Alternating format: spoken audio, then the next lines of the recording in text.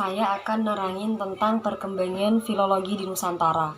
Awalnya datang filologi di Nusantara itu dibawa oleh kolonial Barat, yang mana mereka itu memiliki misi untuk belajar tentang apa aja yang ada di Nusantara, maksudnya kayak pengetahuan lokal, bahasa-bahasa lokal, dan juga mereka ingin mengetahui karakteristik lokal kita. Jadi dia itu ingin mempelajari diri kita, gimana sih kita itu sosialisasinya kayak gimana.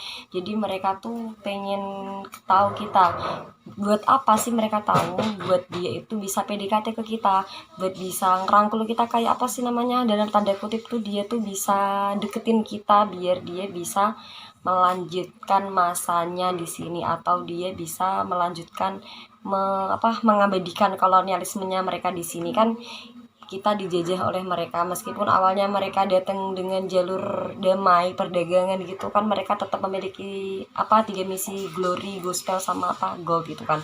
Dan dari situ itu mereka itu dari para penginjil atau misionaris yang menyebarkan agama itu, mereka itu kan harus berbahasa Melayu atau berbahasa seperti kita, bahasa Nusantara. Nah, semakin lama kelamaan itu dia itu kitab-kitab Injil itu dia berubah menjadi bahasa Melayu. Maksudnya dia itu diartiin ke bahasa Melayu sedikit demi sedikit, lambat laun. Nah, maksudnya dalam waktu itu kita kan berarti ada kitab Injil yang udah berbahasa Melayu. Pada abad ke-19 itu orang Barat, para kolonial itu, orang Barat itu, mereka mulai menerjemahkan. Bukan hanya menerjemahkan, sebenarnya kan masa menerjemahkan udah yang tahun abad 19 sebelumnya. Kalau yang abad 19 itu orang Barat udah nggak nerjemahin lagi, tapi mereka udah nggak syarat sih. Kalau karakteristik filologi dulu itu ada notesnya kecil-kecil gitu di bukunya, ada kayak catatan kecil buat kritikan di situ, kayak kurang apa gitu. Jadi filologi itu emang agak rumit-rumit gimana gitu ya. Oke, mungkin ini aja sih dari kami. Makasih. Saya di sini akan menjelaskan poin B, kajian kebahasaan penerjemahan dan telaah filologis. Aktivitas pengkajian dan penerjemahan atas kandungan isi naskah Indonesia, khususnya yang berbahasa Melayu, boleh dibilang dimulai pada abad ke-18.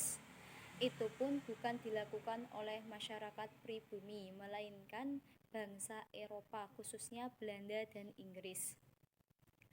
Aktivitas awal bangsa Eropa yang berhubungan dengan penaskahan Nusantara juga sangat erat terkait dengan kegiatan misionaris. Dengan sendirinya, aktivitas penerjemahan kitab Injil ke dalam bahasa Melayu pun sering dilakukan. Salah satu ciri penelitian naskah Nusantara masa awal adalah penekanannya pada upaya penerjemahan atau membuat catatan-catatan kecil terhadap teks yang dikajinya. Pada masa berikutnya, yaitu mulai sekitar pertengahan abad ke-19, para ahli biologi Eropa mulai berupaya untuk menyunting, membahas serta menganalisis isinya. Meskipun saat itu masih terbatas pada naskah Melayu dan Jawa. Memasuki abad ke-20, barulah muncul sarjana pengkajian naskah Indonesia dari kalangan pribumi yang dirintis oleh Husein Jajaningrat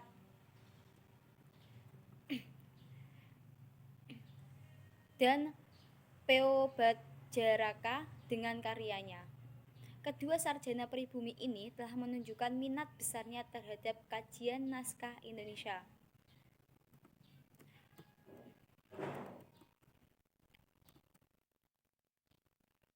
Jika sebelumnya kajian naskah lebih diarahkan pada suntingan teks, sejarah teks, penerjemahan, dan pengungkapan rasa atau ajaran yang terkandung di dalamnya, maka setelah dikenalnya sebagai teori sastra tersebut, para filolog selain tetap melakukan suntingan teks, mendapatkan piranti baru untuk mencari makna teks melalui suatu telaah struktur karya.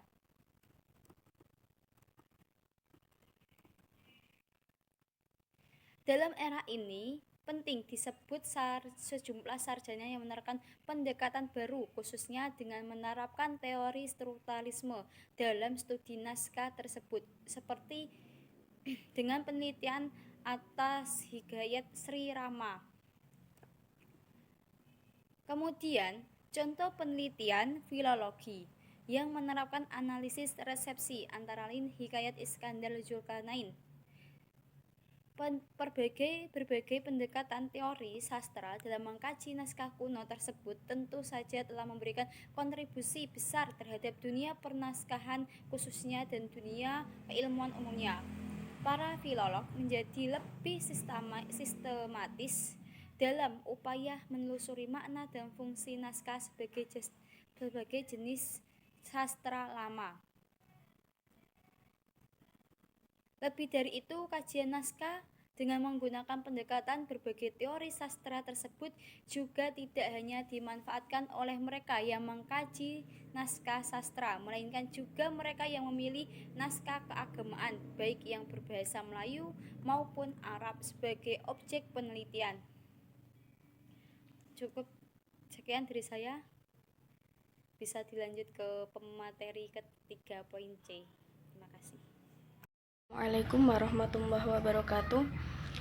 Baiklah, di sini saya akan menjelaskan poin C, yakni pertumbuhan awal naskah-naskah Indonesia. Di Indonesia, sampai abad ke-14, budaya tulis masih dikuasai oleh budaya India. Karena pada saat itu, teks yang berasal dari bahasa India sudah banyak disalin dan juga didiskusikan oleh para cendekiawan ke dalam bahasa Jawa. Dan juga pada saat itu bahasa Sanskerta merupakan bahasa terpenting, salah satu bahasa terpenting di Indonesia. Hingga abad ke-10, pengaruh agama Hindu-Buddha masih sangat kuat mewarnai tradisi tulis Indonesia, terutama di Pulau Jawa dan juga Pulau Bali. Pada kurun waktu itu, naskah-naskah ditulis ke dalam bahasa Jawa kuno dan bahkan bahasa Sanskerta yang penulisannya banyak ditaruh di daun lontar yang tradisinya masih banyak digunakan pada abad ke-15. Salah satu perubahan penting dalam sejarah tulis Indonesia adalah adanya penetrasi Islam semakin kuat pada saat mulai pada abad ke-13, serta banyak digunakannya bahasa Melayu sebagai bahasa politik dan juga budaya. Naskah Undang-Undang Tanjung Tanah merupakan naskah pertama kali yang diidentifikasi oleh Voorhoeve pada tahun 1941 dan kemudian Uli Kozak pada tahun 2006, yang adalah salah satu contoh artefak naskah Melayu tertua yang masih ditulis dengan aksara Pasca Pallawa atau Kosparis. Naskah Undang-Undang Tanjung Tanah dapat dianggap sebagai salah satu di antara sedikit patuk saksi detik tertulis akhir tradisi kejayaan pada saat pra-Islam, yakni abad ke-14. Karena setelah itu, contoh teks tidak lagi didominasi oleh budaya Hindu dan juga Buddha, akan tetapi sudah didominasi oleh budaya Islam dan juga budaya Arab, Melayu yang mayoritas ditulis di kertas Eropa. Sebenarnya kuatnya pengaruh Islam dan juga Melayu di Nusantara, terutama daerah Aceh dan bagian utara Sumatera. Maksudnya ini bagian Indonesia yang paling banyak terpengaruh oleh budaya Islam dan juga Melayu adalah Aceh dan juga utara Sumatera. Tidak heran kalau di daerah Aceh itu dikenal akan perintis lahirnya naskah dalam bahasa Melayu. baik dalam bentuk teks sastra maupun keagamaan.